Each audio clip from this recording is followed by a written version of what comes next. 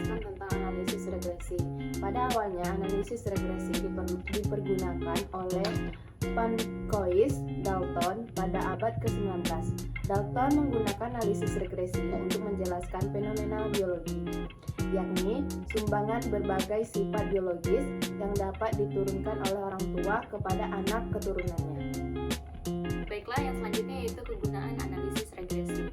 Analisis regresi bertujuan untuk memahami hubungan antara variabel independen dan variabel dependen serta untuk memprediksi atau menjelaskan perubahan dalam variabel. Variabel dependen berdasarkan variabel independen yang terkait. Kemudian, syarat regresi linear. Yang pertama, data yang digunakan harus berskala interval. Yang kedua, memiliki hubungan yang signifikan antara variabel bebas dan variabel tergantung. Yang ketiga, data yang dipakai berasal dari populasi yang berdistribusi normal. Adapun, data dapat dikatakan berdistribusi normal apabila data tersebut memiliki sampel minimal 30 subjek. Data yang ada telah melalui uji berupa uji normalitas. Selanjutnya, jika data tersebut signifikan dari uji normalitas tersebut lebih dari 0,05, maka data tersebut dikatakan normal.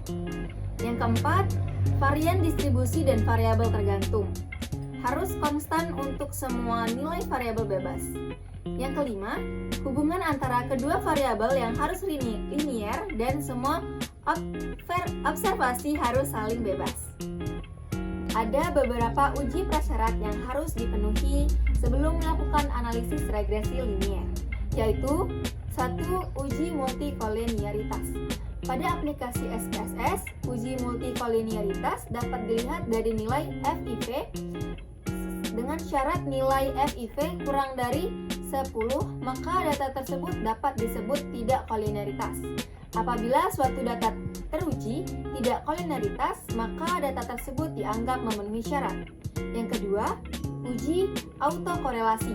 Pada aplikasi SPSS, uji autokorelasi dapat dilihat dari nilai Durbin-Watson. Dengan syarat nilai Durbin-Watson mendekati 2, maka data tersebut dapat disebut data autokorelasi.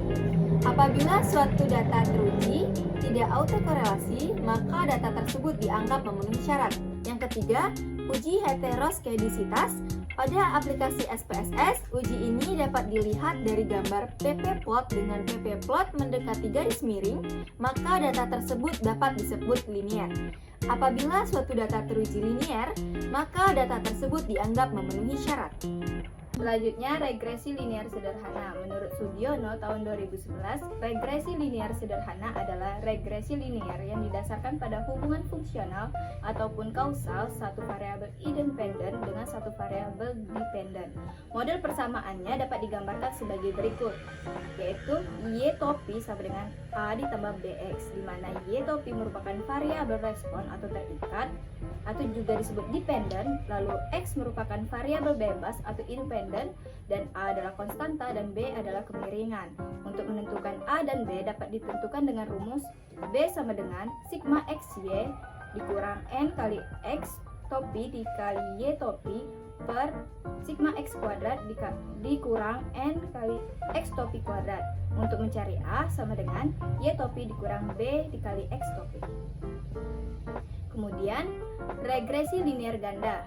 Regresi linear berganda merupakan regresi linear yang memiliki satu variabel dependen dan lebih dari satu variabel independen, yaitu X1, X2, sampai Xn. Model persamaannya dapat digambarkan sebagai berikut, yaitu Y topi sama dengan A ditambah BX1 ditambah B2X2 ditambah titik-titik dan ditambah BNXn, di mana keterangannya sama yang seperti tadi. Dan untuk menentukan nilai A dan B juga dapat ditentukan dengan rumus sebelumnya. Berikutnya itu contoh kasus 1. Untuk meningkatkan pemahaman terhadap regresi linear sederhana, perhatikan contoh pertama di bawah ini.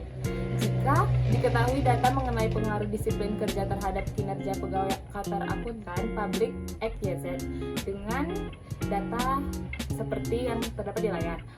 Selanjutnya, untuk menyelesaikan masalah di atas, kita dapat mengikuti urutan langkah sebagai berikut. Nah, terdapat 5 urutan dan rangkaian. Yang pertama itu 1 membuat tabel, 2 rangkuman, 3 hitung nilai A dan B, 4 masukkan, yang kelima dan interpretasikan. Yang pertama itu membuat tabel bantuan. Nah, dengan memisahkan XY, kemudian dicari X kuadratnya dan XY-nya. Langkah kedua itu rangkuman tabel bantuan. Berdasarkan bantuan di atas, maka dapat rangkumannya yaitu N sama dengan 10, sigma Y sama dengan 538, sigma X sama dengan 420, sigma X kuadrat itu 176.400, sigma XY itu 23.529, sigma X kuadrat sama dengan 18.652. Langkah ketiga yaitu hitung nilai A dan B. Nah, dengan menggunakan rumus sebelumnya itu A sama dengan N sigma XY dikurang sigma X dikali sigma Y per N sigma X kuadrat dikurang sigma X kuadrat. Itu yang dihasilkannya A itu sama dengan 15,08 dan B nya itu 0,92.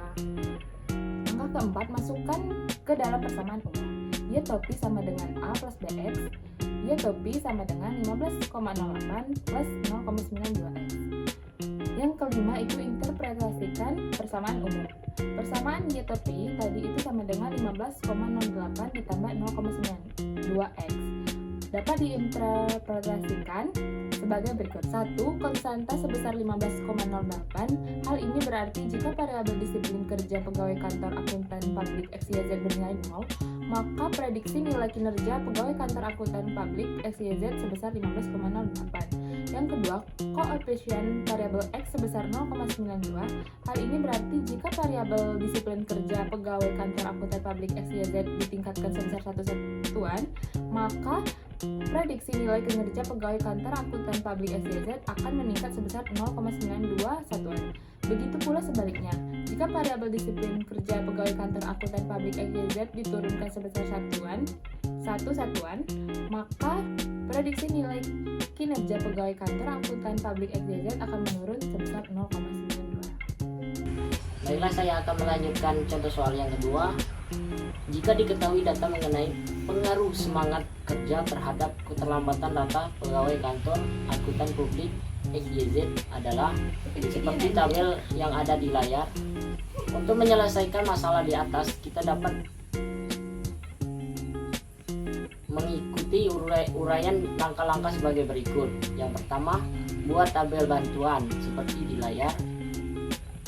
Langkah kedua, rangkuman tabel berbentuk di mana N sama dengan 10, sigma Y sama dengan 230, sigma X sama dengan 801, sigma X pangkat 2 sama dengan 641.601, sigma XY sama dengan 18.162, sigma X pangkat 2 sama dengan 64.501. Langkah ketiga, hitunglah nilai A dan B, di mana rumus A itu sama dengan N dikali sigma XY dikurang sigma X dikali sigma Y per N dikali sigma X pangkat 2 dikurang sigma X pangkat 2. Itu sama dengan didapat nilai A sama dengan 230 dikali 64.501 dikurang 801 dikali 18.162 per 10 dikali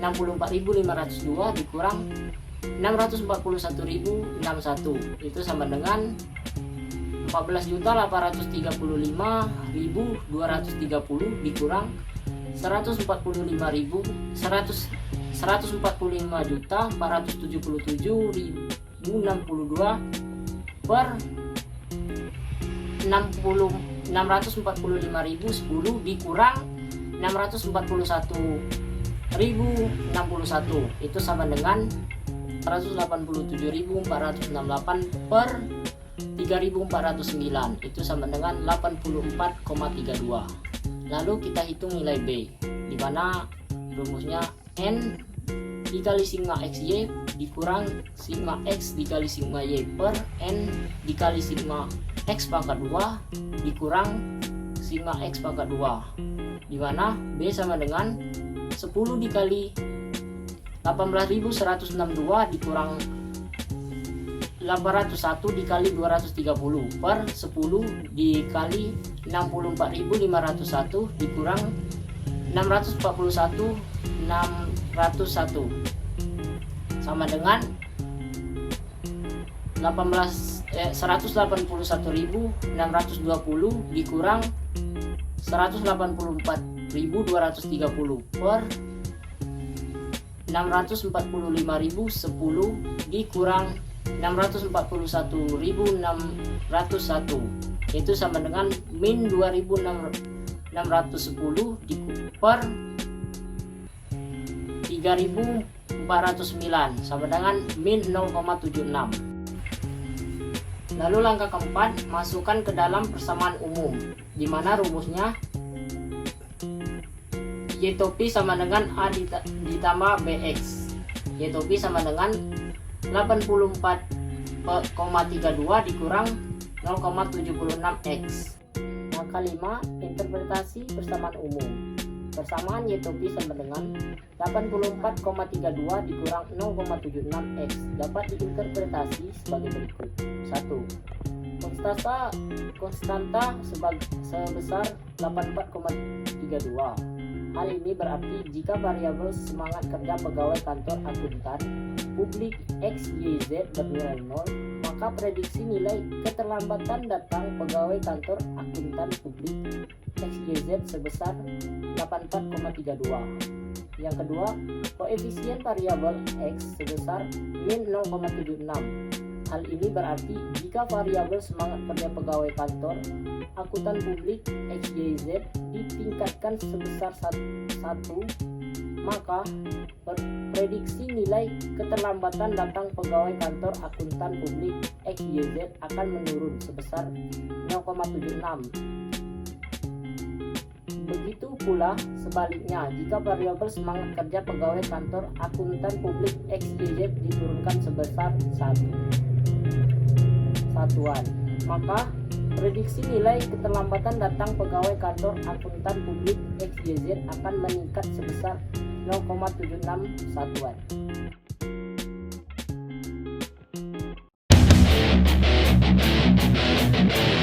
Itulah presentasi dari kelompok kami. Lebih dan kurang kami mohon maaf. Kami akhiri.